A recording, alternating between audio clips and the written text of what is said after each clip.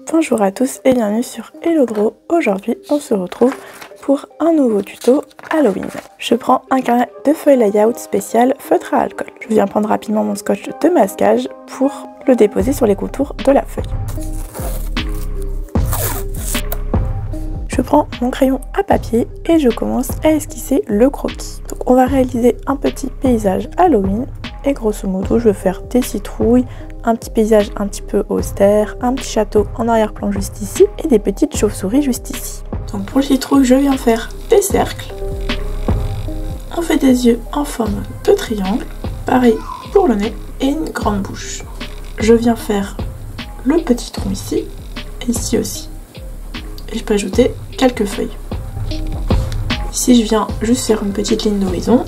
On aura ici une mini dune et juste au-dessus on aura le château. Ici j'ai réalisé la lune représentée par un cercle. Je peux également faire des petites chauves-souris devant. Et pour le château je vais tout représenter par des rectangles très basiques. Donc là en gros je fais la base du château. Ici parfois je peux faire des tours tout simplement en représentant un rectangle ici, des espaces moins élevés avec un autre rectangle ici. Voilà, donc vous créez votre château un petit peu comme vous voulez avec plein de petits rectangles. Et ensuite sur ce rectangle, vous pouvez venir faire des petits chapeaux. Donc par exemple comme ça, on peut varier un petit peu les tailles aussi, un petit peu les formes, etc. Ensuite on peut également venir représenter des fenêtres. Donc là pareil, vous pouvez varier les formes des fenêtres, hein. Moi je vais faire des trucs basiques je pense. Hop, une fenêtre classique. Vous pouvez également représenter des portes si vous voulez. Hop, voilà grosso modo. Donc comme je vais colorier avec un style un petit peu aquarelle, vous inquiétez pas, on ne verra pas trop, donc vous n'avez pas forcément besoin de très détailler. Je vais également venir représenter vite fait une montagne juste ici. Donc pareil, très simplement, on fait des petits pics comme ça et comme ça. Pareil, ce sera sous forme peinture, donc pas la peine de détailler forcément. Pas la peine d'aller forcément plus loin dans votre brouillon. Donc on va passer tout de suite au gommage. Vous pouvez utiliser une gomme de pain pour pas froisser la feuille. Et on vient gommer légèrement les traits. Donc il faut quand même que les traits soient encore un petit peu visibles. Et moi en général, je laisse quasiment plus rien. Il n'y aura pas d'ancrage pour ce dessin, donc je vais tout de suite vous parler de la colo. J'ai pu tester rapidement les couleurs et les sélectionner. Donc je vais rapidement vous montrer les couleurs que j'ai pris. Donc vous n'êtes pas obligé d'utiliser les mêmes couleurs que moi. Là pour les citrouilles par exemple, je vais utiliser du jaune, du orange et du rouge très pâle. Pour la verdure, je vais utiliser un vert clair, un vert un petit peu plus foncé, donc un vert médium, un vert un peu plus encore foncé, donc 3 types de verts différents.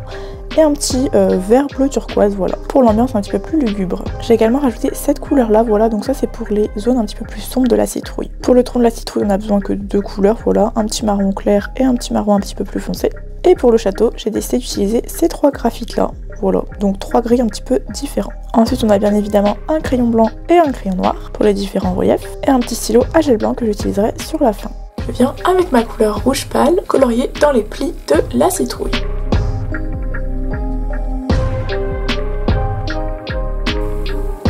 Puis j'ajoute un petit peu de orange en laissant une place vers le milieu.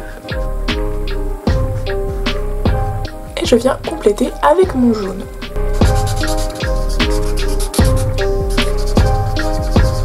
Je viens utiliser les 2 marrons que j'avais sélectionnés pour réaliser le petit tronc ici. Donc j'applique une base avec le marron clair et j'ai rajouté un petit peu de contraste avec la couleur plus foncée. Je peux également faire mes petites feuilles avec ces 2 couleurs.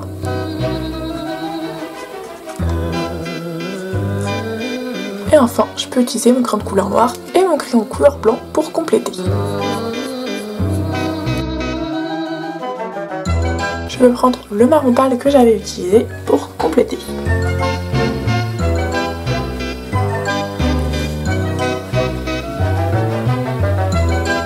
D'ailleurs, si jamais vous avez le Pro Marker Néon jaune fluo, vous pouvez également l'utiliser pour que le jaune soit un petit peu plus pétant.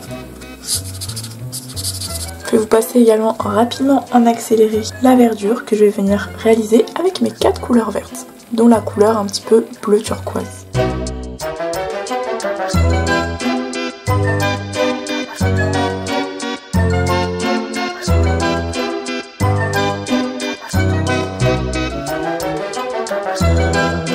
Grosso modo, pour la colo, j'ai fait d'abord un dégradé de ce vert et de ce vert. Et j'ai rajouté également quelques contrastes de bleu turquoise. Ensuite, j'ai fait de l'herbe avec un vert plus foncé. Donc c'est un autre vert finalement, j'en ai utilisé un autre. Et ensuite j'ai fait un micro cimetière ici avec cette couleur là. Ensuite on va passer au château, ça va être assez simple aussi, on va faire déjà toutes les fenêtres avec un jaune. Moi dans cette vidéo je vais utiliser je pense le jaune néon, mais vous pouvez très bien utiliser un jaune normal. Ensuite avec les mêmes couleurs que la citrouille, je vais venir faire des petits arbustes. Donc je peux commencer par exemple avec la couleur rouge. Et je complète avec mon orange et mon jaune. Ensuite je viens colorier la totalité du château et des petits rochers devant avec cette couleur là, donc la couleur grise la plus claire que j'avais sélectionnée.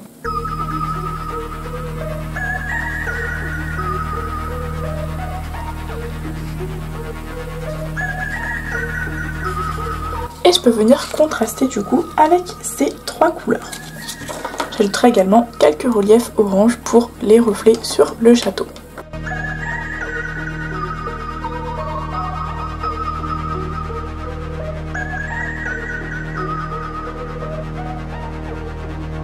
Et je viens prendre ma couleur la plus foncée pour colorier les chauves-souris. Il me reste plus qu'à faire la montagne et le fond. La montagne ça va être exactement la même chose que le château.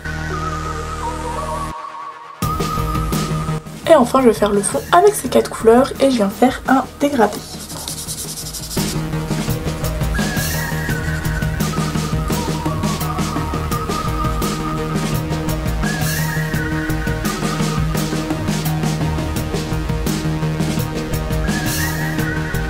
Je viens rajouter les petites touches finales et ajouter un petit peu plus de contraste avec mes deux crayons de couleur et mon stylo à gel blanc.